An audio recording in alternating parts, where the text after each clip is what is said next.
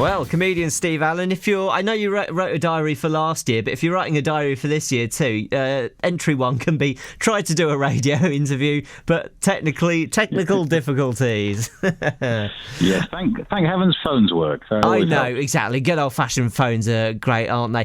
So yes, you do have this new book out, lasted another year despite a pandemic, all based on this diary. You were talking about these newspaper columns you were writing during the year, and this kind of helped form the book, is that right?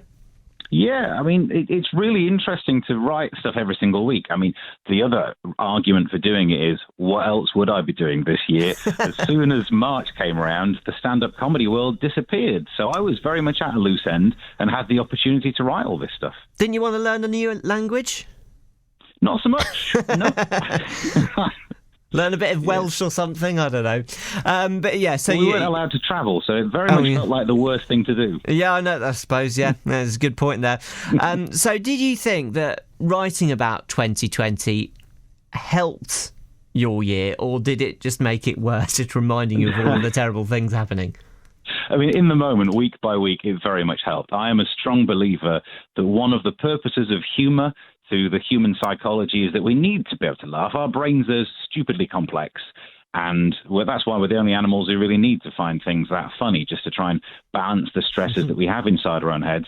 Looking back on it, though, so at the end of the year, when I put all the columns together, read back through them, it was really weird to see the ones where, I started to pick up on happiness. Like there's one in June or July, I think it is, where I wrote about my first pint in a pub. And I'm writing about it from the point of view of, this is all over now. This is brilliant. We'll be absolutely fine. And looking back, like, what a fool I was. Well, no, there was this mindset, wasn't there? When we entered the first lockdown, I noticed a lot of stuff on social media that was looking ahead to the point when lockdown ends, barring it as the kind of, right, lockdown's going to end at a certain date and everything's going to be fine and everything's going to be over. But it's just not gone like that. It's just gone on and on. It's been eased, and then more restrictions, and then less restrictions, and now more restrictions, and then we're back to lockdown again, it seems. And it's been a roller coaster, but we kind of expected there to be some kind of Hollywood ending to it this year, didn't we? Well, there still might be. Let's be honest. Yeah. Not this year. I mean, yeah, last year's done. That didn't work. It didn't end well. But that was just like part one. It's like Lord of the Rings when they know they're going to make so many of them that they just don't end on a really good note.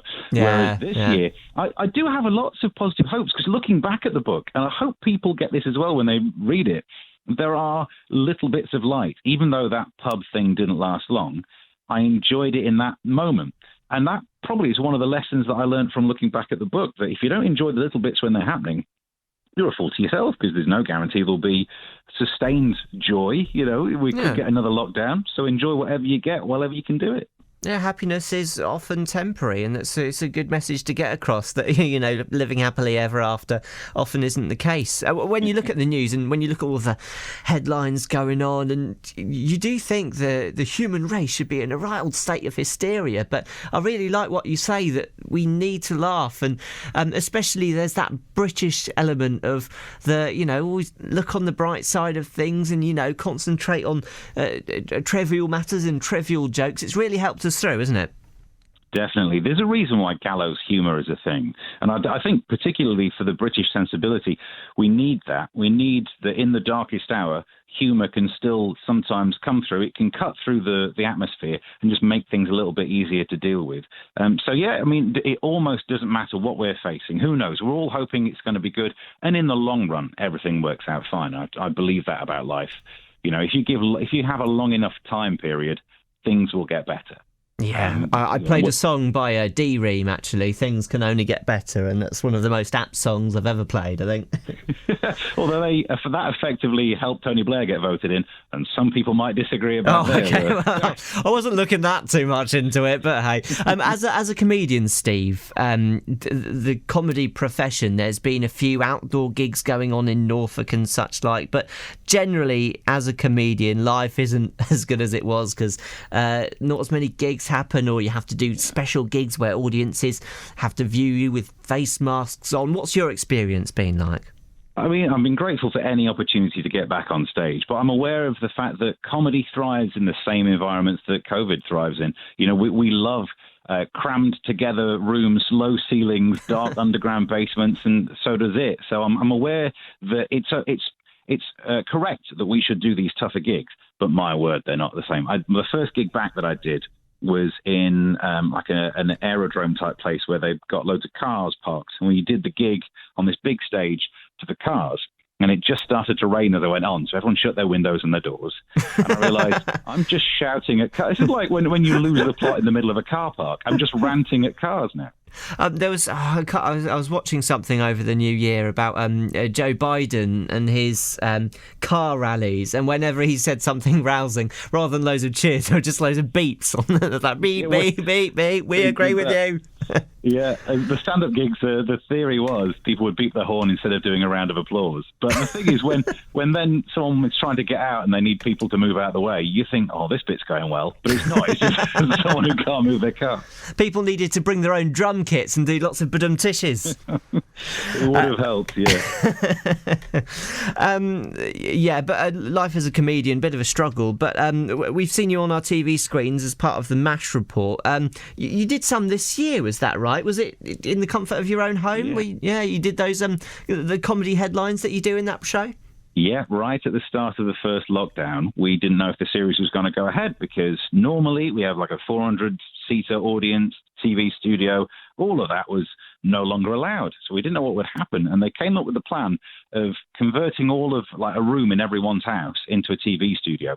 So like I had to leave the place. Some techie person came around, kitted it up. And it was amazing. And they're like proper lights, a big TV camera.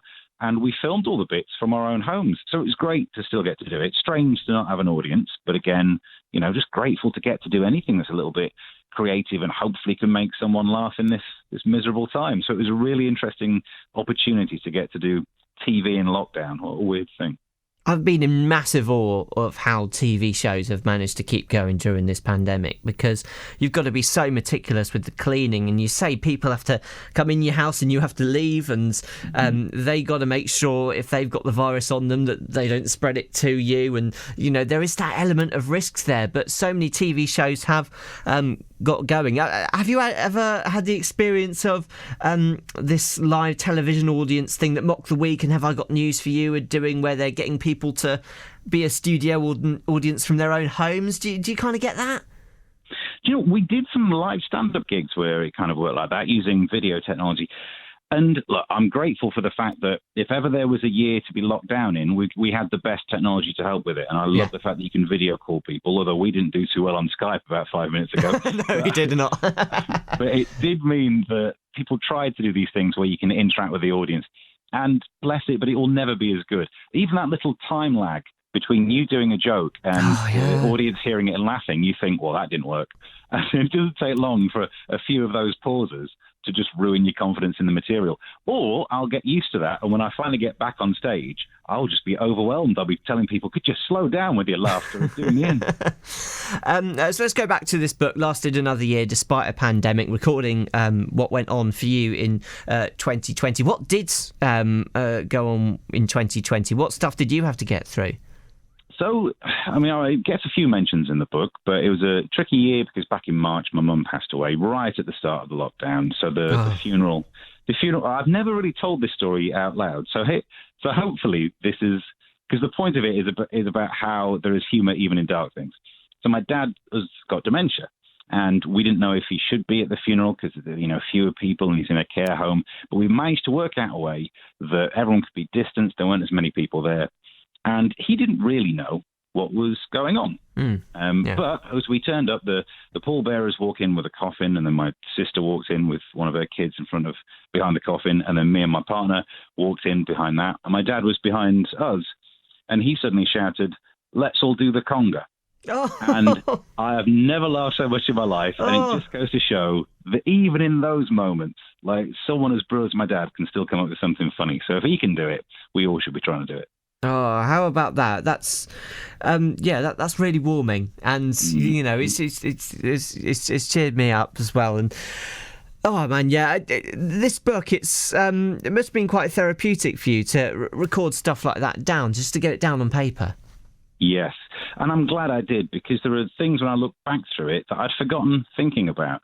And hopefully this is a nice thing, that we've now lived through the most important historical year since World War II. I was thinking about this, because there's going to be so much documentation. There's going to be radio shows, there's going to be podcasts, and there's going to be stuff like your book. Yeah, we will all be boring our grandkids with what it was like back in 2020. And, my book will be a reference. If you really want to bore the grandkids, get them a copy. Well, where can we get this copy? Lasted another year despite a pandemic, by yourself, Steve Allen. Yeah, I mean, it's in paperback and e-book, but I think it's a modern world, isn't it? Don't touch anything that might be infected. Get the e-book. It's just on the internet. You can search for, let's not use name brands, I guess, but a rather well-known thing that it sounds a little bit like the word of the wood that you use to make fire, a little bit like that. And it's I get that. Yeah. Oh, yeah, I see that. Yeah. I can kind of get that. Thank you very much for coming on the show, and may 2021 get gradually better. And thanks so much for coming on. And to you, thank you very much.